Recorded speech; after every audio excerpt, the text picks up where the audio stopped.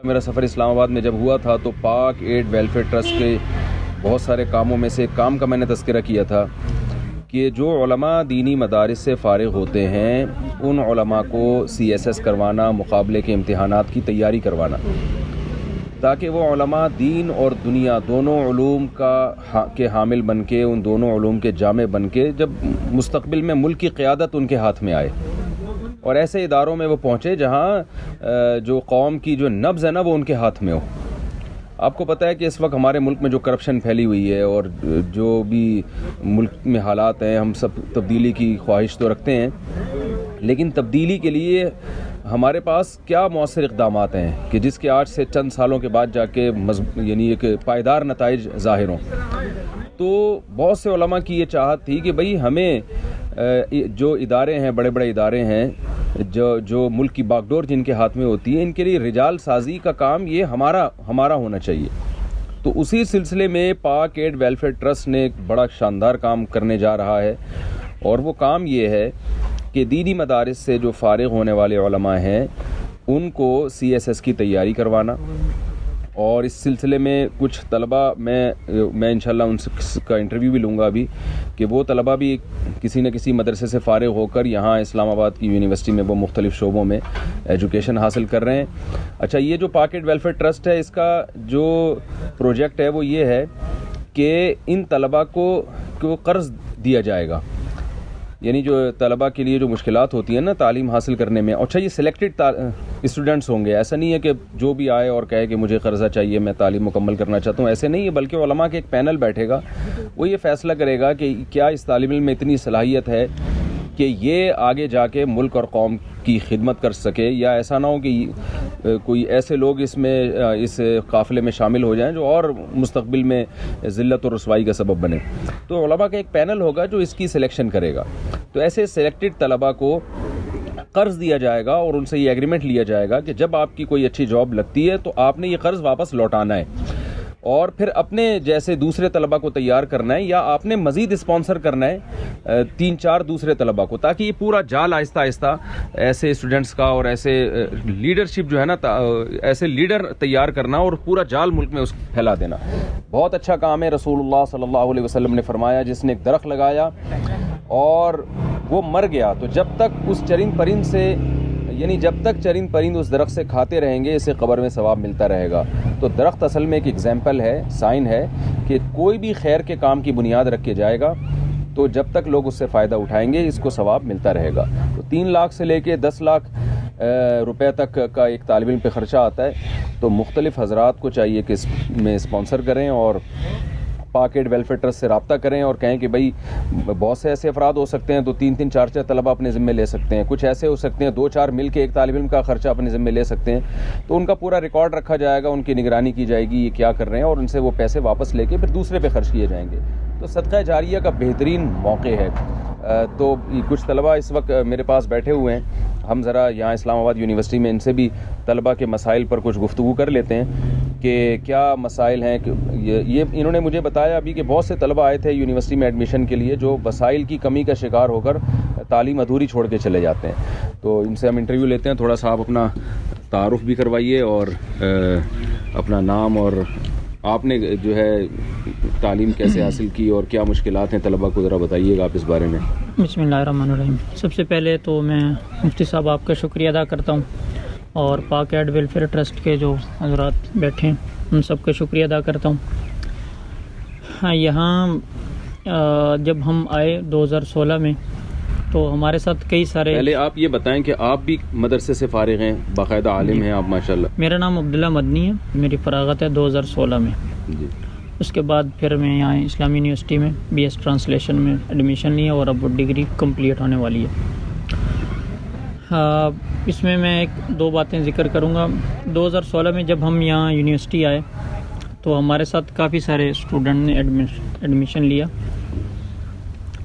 लेकिन वो बाद में अपनी तालीम जारी ना रख सके। उसकी वजह असल में मुख्तलिफ़ फ़ाइनेंशियल इशू थे। एक तो फ़ीस का मसला होता है, एक मुख्तलिफ़ यूनिवर्सिटियों में शुरू में हॉस्टल नहीं मिलता, तो इस्लामाबाद में रिहाइश काफ़ी मुश्किल है। महंगी रिहाइश है, बहुत महंगी रिहाइश है जो आम तालिब इल्म उसको अफोर्ड नहीं कर सकता। अब चूँकि हम काफ़ी अरसा मदारस में पहले पढ़ चुके होते हैं, 10 साल, किसी ने 8 साल, तो वहाँ तालीम कोई फ़ीस नहीं होती और अखराजात भी बहुत कम होते हैं। उसके मुकाबले में यूनिवर्सिटी अगर दुगना नहीं तो ट्रिपल कहा जाए तो उससे भी शायद ज़्यादा होती है। 50,000 40,000 तकरीबन यहाँ से फ़ीसेस शुरू होती हैं।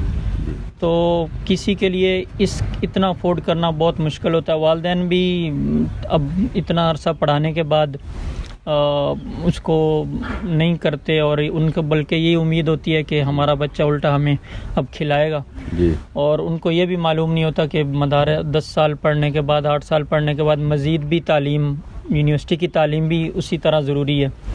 तो कई सारे मसाइल होते हैं।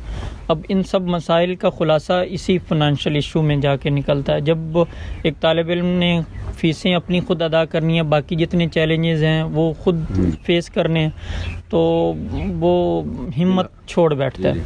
बुनियादी तौर पर इन तमाम बातों का ख़ुलासा ये निकलता है कि जो फ़ीसेस का इशू है वो मेन इशू है। खुलासा ये कि रोकड़ा नहीं है। हाँ जी। तो उसमें अगर ये फ़ीसेस की जो अदायगी है ये अगर तालिब इल्म के लिए आसान हो जाए तो बाकी जो चैलेंजेस हैं वो फेस करता रहेगा और उसके लिए तालीम जारी रखना यूँ आसान हो जाएगी। और इस मामले में जो रीपेमेंट है वो भी मतलब उसको थोड़ी सी इसमें होगी कि मैंने वापस भी करने हैं, क्योंकि ये स्कॉलरशिप तौर पे नहीं है कि आपको दे दिया जाएगा और फिर आपने वापस नहीं करने। तो जब आप वापस कर रहे होंगे तो आपको एक ज़्यादा ज़िम्मेदारी होगी कि मैंने इसको वापस करने।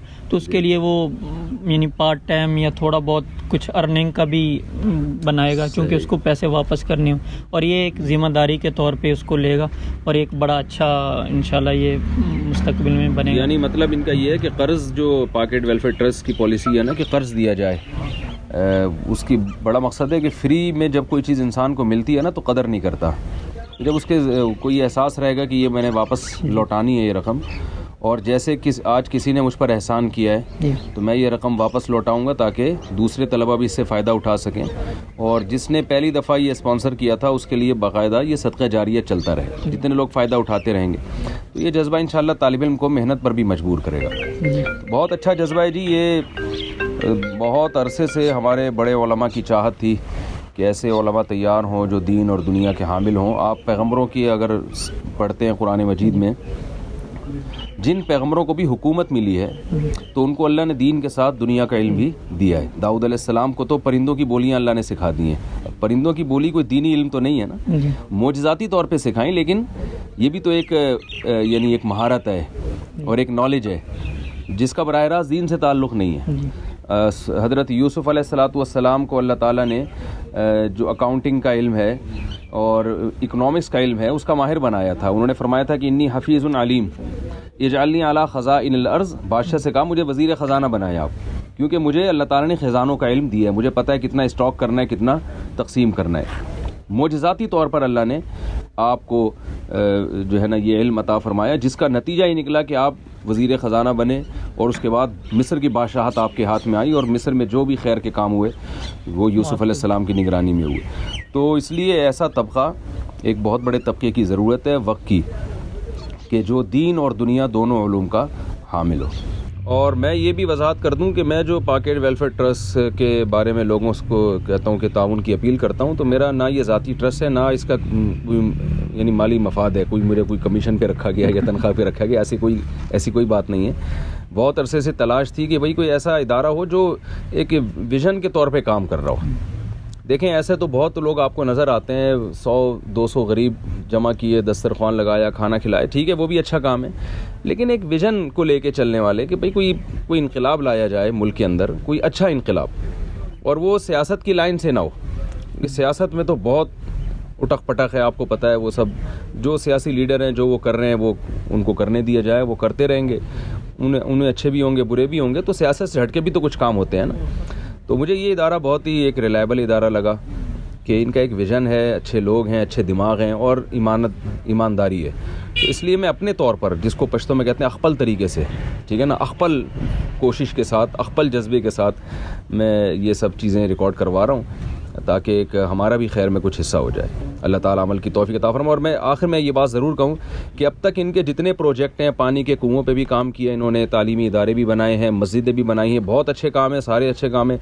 लेकिन मैं समझता हूँ कि सबसे ज़्यादा ख़ानदानी काम जो पाक एड वेलफेयर ट्रस्ट कर रहा है ना, वो ये काम है कि ऐसे रिजाल तैयार करना, ऐसे अफराद तैयार करना जो दीन और दुनिया दोनों उलूम के हामिल हों और कल मुल्क की बागडोर उनके हाथ में हो। ऐसे अफराद ब्यूरोक्रेसी में हों, वो लोग अदलिया में वो लोग हों, तो ऐसे लोगों को जब मुल्क की बागडोर हाथ में आएगी ना, तो फिर ये तब्दीली आएगी। ऐसे नहीं आ सकती तब्दीली कि जी कोई एक शख्स के हाथ में वजारत आ जाए और वो ये दावा करे कि जी मैं तब्दीली ले आऊँगा। तो तब्दीली के लिए बहुत मेहनत करनी पड़ती है और पूरे सिस्टम को चेंज करना, अफराद को चेंज करना पड़ता है ताकि वो फिर सिस्टम को चेंज करें।